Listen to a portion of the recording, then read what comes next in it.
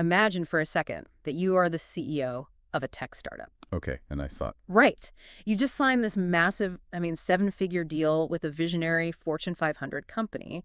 The press is absolutely raving about your new platform. We're probably popping champagne in the boardroom. Exactly. You're high-fiving your co-founders. You feel like you finally made it.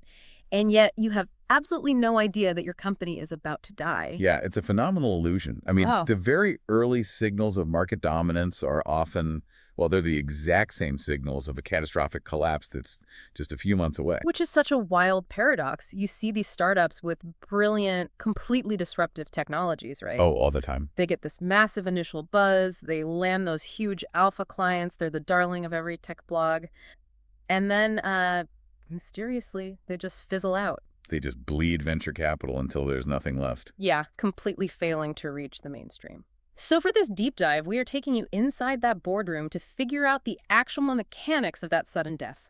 And to do that, we're pulling from a toolkit that, honestly, every business analyst, marketer, and entrepreneur should just have memorized. Absolutely. We are synthesizing excerpts from Jeffrey Moore's legendary book, Crossing the Chasm, alongside the core strategic principles from Al Ries and Jack Trout's The 22 Immutable Laws of Marketing. So whether you are, trying to scale a brand, launching the next big software platform, or you're just fascinated by why certain tech wins while others just vanish into the void, this framework is your ultimate shortcut. It really is the ultimate reality check for the market. We're going to look at the technology adoption lifecycle, define this invisible trapdoor that swallows so many startups whole, and lay out the actionable survival strategy. And I think the best place to start is the map most marketers use to track success. Like if you've ever taken a marketing 101 class, you've seen the traditional technology adoption lifecycle. Oh yeah, the classic bell curve. Exactly, and it is typically drawn as this perfectly smooth, unbroken bell curve. I always picture that standard graph. Like, you win the first little sliver of the market on the far left, and then momentum just naturally carries you up the slope to the next group. Right, you just enjoy a nice, smooth ride to the top. Yeah. But that's the problem, right? It is. That assumption of a smooth, uninterrupted ride is the exact trapdoor we're talking about. Because, to see why, we have to look at the actual psychographic groups that make up that curve. So let's break those down. Okay, so at the very beginning, on the far left, you have the innovators. These are the pure technology enthusiasts. The people buying weird, unproven gadgets on Kickstarter. Exactly. And they aren't even buying it to use it necessarily. They just want the sheer pleasure of taking it apart to see how the circuitry works. They just love the tech for the sake of the tech. Right. And then, following them are the early adopters.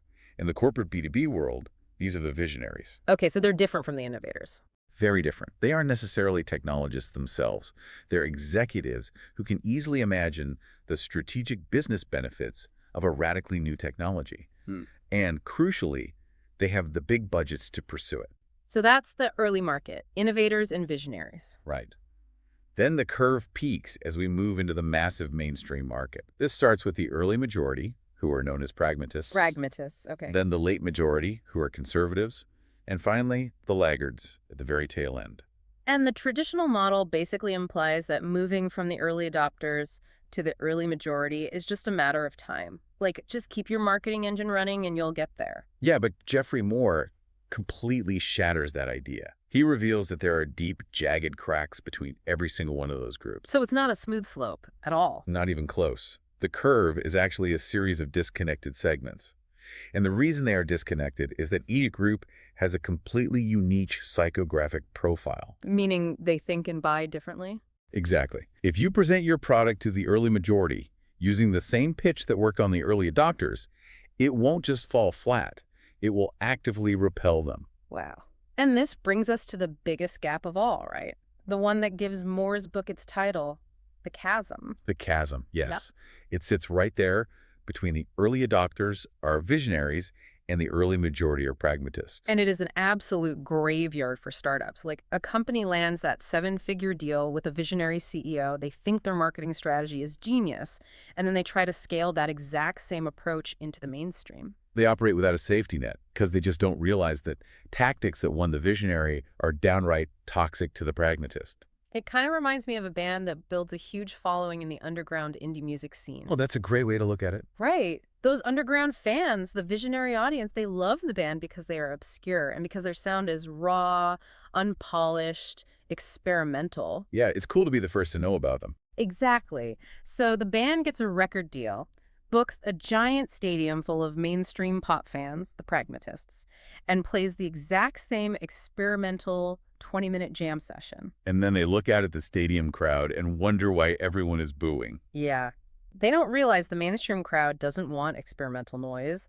They want the reliable, catchy hits. They want a chorus they can actually sing along to. That dynamic translates perfectly to the corporate world, honestly. To understand why that underground pitch repels the stadium crowd, we really have to look closely at what these two specific buyers actually value. Okay, so let's start with the visionaries. Well, the visionaries are looking for a quantum leap forward. They want a massive competitive advantage, an order of magnitude return on investment. They want to completely disrupt their industry. Exactly. And the source text gives some incredible historical examples of this. Like when Harry McMahon at Merrill Lynch committed to putting 10,000 people on Salesforce's cloud-based system. And that was back when Salesforce was basically the new kid on the block, right? Right, they had almost no other large enterprise clients. Yeah. Or think about Linda Dillman at Walmart pushing to install experimental RFID systems. That Walmart example is wild. It really is striking. For anyone unfamiliar, RFID stands for radio frequency identification. Today, we see it everywhere.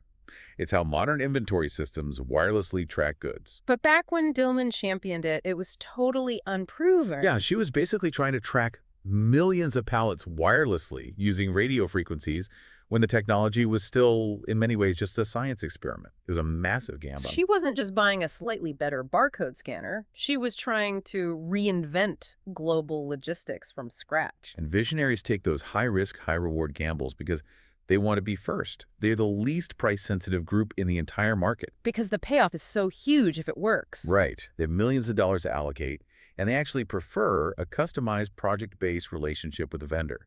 They fully expect the technology to be unfinished. Wait, they want it to be unfinished. Yeah, because they want to co-architect the system from the ground up to suit their specific vision. Oh, wow. Okay, but then you cross over the chasm to the pragmatists, the early majority. And this group accounts for roughly 1/3 of the entire market. That's where the sustainable long-term money lives. Exactly. And they are wired completely differently. The text describes them as the Horatios, not the Hamlets. The Sancho Panzas, not the Don Quixotes. They aren't trying to change the world. No. They are just trying to keep the lights on and make the wheels of their industry turn without everything catching on fire. A pragmatist absolutely does not want a quantum leap. They want incremental, measurable, predictable percentage improvements. So basically the opposite of the visionary. Completely. To a pragmatist, the word risk doesn't mean opportunity. It means a catastrophic waste of time and money that could get them fired. Yeah, they want safety. They want the best deal, sure, but the research shows they are actually willing to pay a 30% premium just to buy from the established market leader. They will literally pay extra for the safety and reliability of the industry standard, which honestly leads to a really obvious question for me. What's that? Well, if the visionaries are so smart and they are out there making these brilliant, highly publicized, high-risk moves that give their companies a huge edge, why wouldn't the pragmatists just look at Merrill Lynch or Walmart and say, hey, let's copy their homework? It's a great question.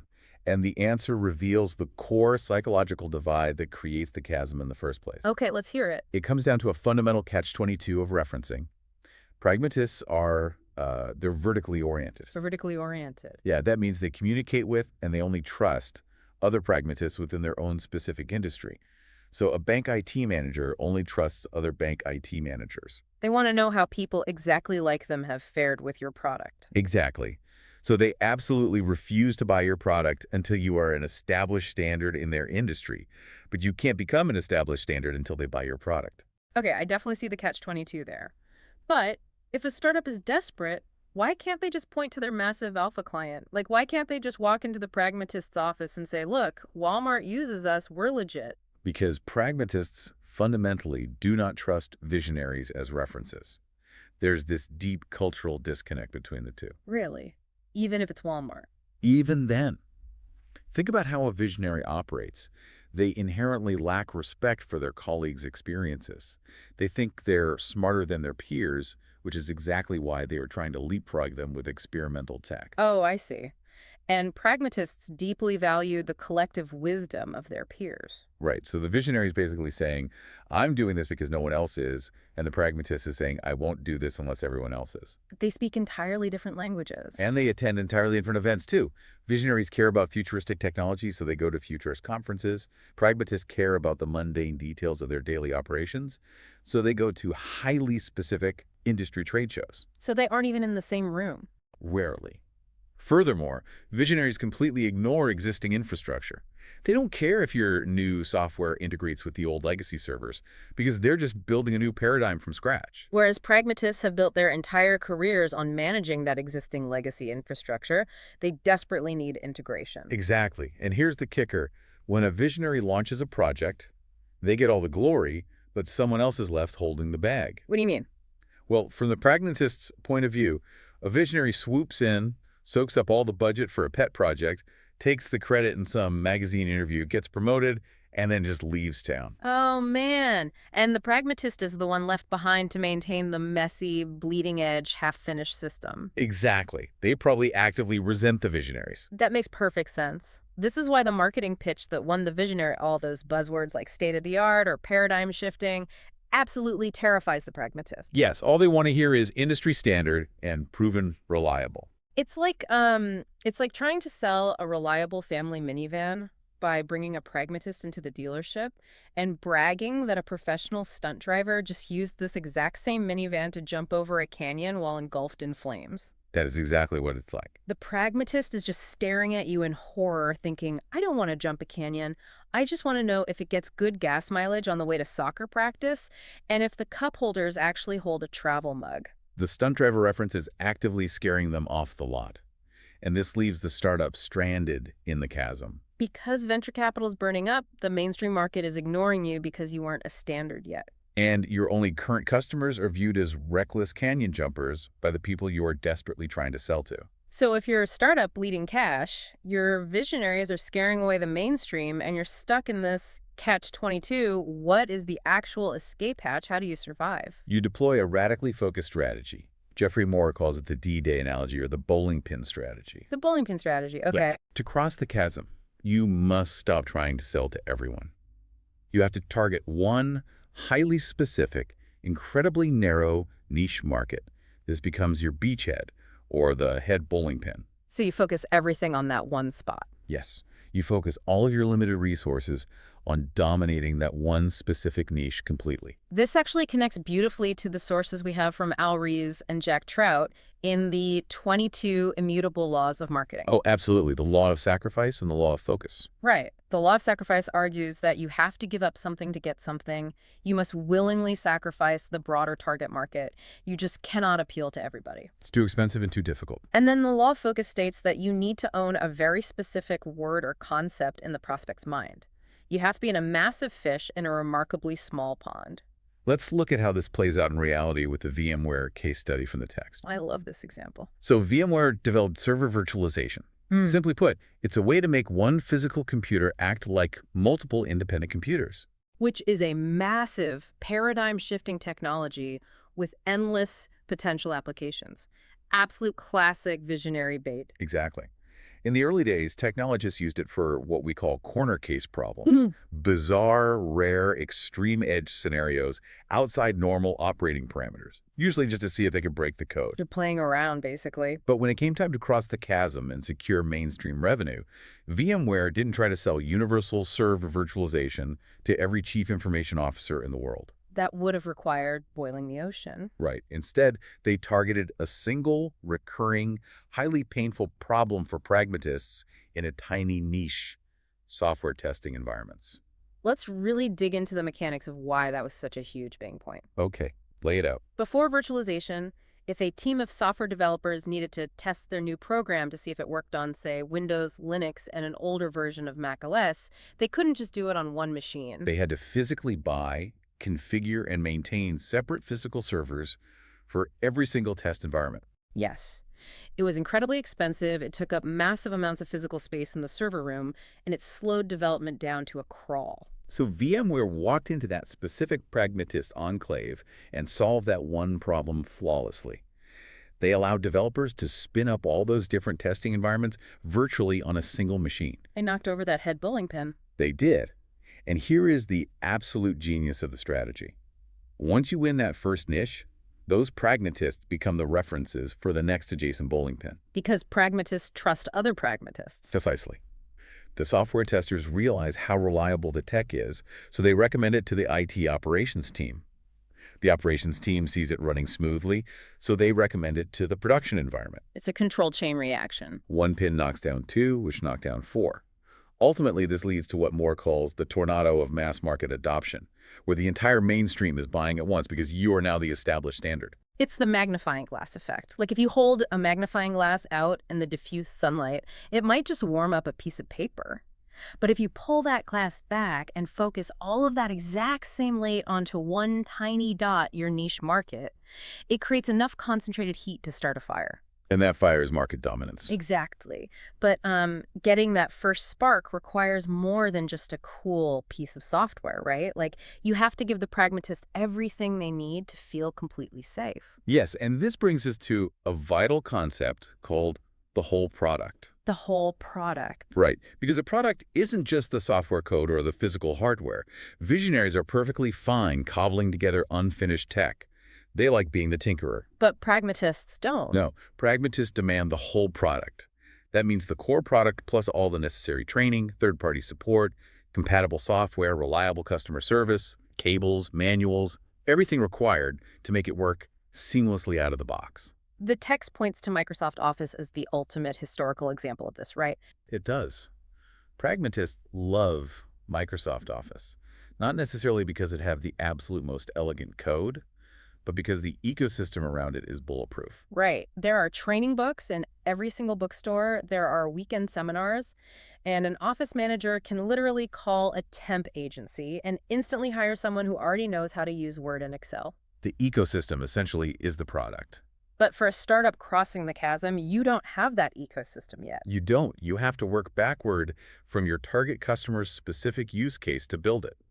And since a cash-strapped startup can't afford to build an entire support ecosystem themselves, they have to rely on clever alliances and partnerships. There is a brilliant case study in the text regarding a company called Lithium that really illustrates how to build this. Oh, the gamification example. Yes. So they were a software as a service company trying to sell to tech support organizations. And tech support organizations are notoriously overworked and underfunded. Always. Lithium's core product was simply a platform for hosting online communities. But to provide a true whole product solution to the pragmatists running tech support, Lithium couldn't just sell them a blank forum. No, the pragmatists would have no way to staff it. So Lithium gamified their community platform. Right. And how exactly did they do that? Well, they introduced a system of status, points, leaderboards, and super user badges. They tapped into the psychology of the innovators and tech enthusiasts who love sharing their knowledge. Just for the bragging rights. Exactly. By gamifying the platform, they motivated these enthusiasts to log on and answer customer questions for free, just to earn status within the community. That is incredibly clever. They solved the specific whole product problem, which was overloaded support lines, by turning their own user base into a decentralized support staff. It's brilliant. It allowed the SaaS company to promise a fully supported product to the risk-averse pragmatist without having to hire thousands of call center workers. They completed the experience for that specific pragmatist enclave. They really did. But, I have to play devil's advocate here for a second. Go for it. If I'm an ambitious founder and I'm pitching venture capitalists and you're telling me I have to shrink my target market down to a tiny microscopic niche and I have to spend precious time and resources building an entire ecosystem just for that one tiny niche, aren't I massively limiting my company's growth potential? It feels like giving up the dream of being a billion-dollar unicorn. It does feel incredibly restrictive, which is exactly why so many startups refuse to do it and just end up dying in the chasm. They just can't let go of the ego of the mass market. Exactly. But this strategy is a temporary tactical transition phase. Mm-hmm. It is an act of breaking and entering into the mainstream market. So it's not forever. No. You don't stay in the software testing niche forever. You do this solely to establish a beachhead. Once you are inside the mainstream market, once you have those golden pragmatist references, then you extend outward. Ah, You dominate the niche so you can eventually dominate the world. You sacrifice the short-term illusion of a massive market to secure actual, long-term, sustainable market share. You're basically trading vanity metrics for actual survival. That makes so much sense. Let's synthesize the journey we've taken today. We started by shattering the illusion of the smooth bell curve, Right. The standard adoption lifecycle is full of hidden cracks. with the deadliest one being the chasm between the visionaries who want a high-risk revolution and the pragmatists who demand a reliable, fully supported evolution. And we explored the catch-22 of references, revealing how the very visionary alpha clients that make startups look so successful early on are fundamentally mistrusted by the mainstream buyers. Yes, and we laid out the survival manual, the D-Day bowling pin strategy, narrowing your focus, sacrificing the broad market to conquer one specific niche by providing a flawless, 100% complete whole product. If you are marketing a product right now, this is really your reality check. Are you using visionary pitches on pragmatist buyers? Are you trying to boil the ocean instead of knocking down that single-head bowling pin? It definitely forces a hard look at resource allocation. It really does. Now, before we wrap up, there is one final, somewhat mind-bending concept drawn directly from the appendices of our sources that we want to leave you with. Something to keep you thinking. Exactly. We've spent this entire deep dive focusing on the B2B model, business to business. The chasm exists because heavy institutional lifting is required to adopt these disruptive technologies.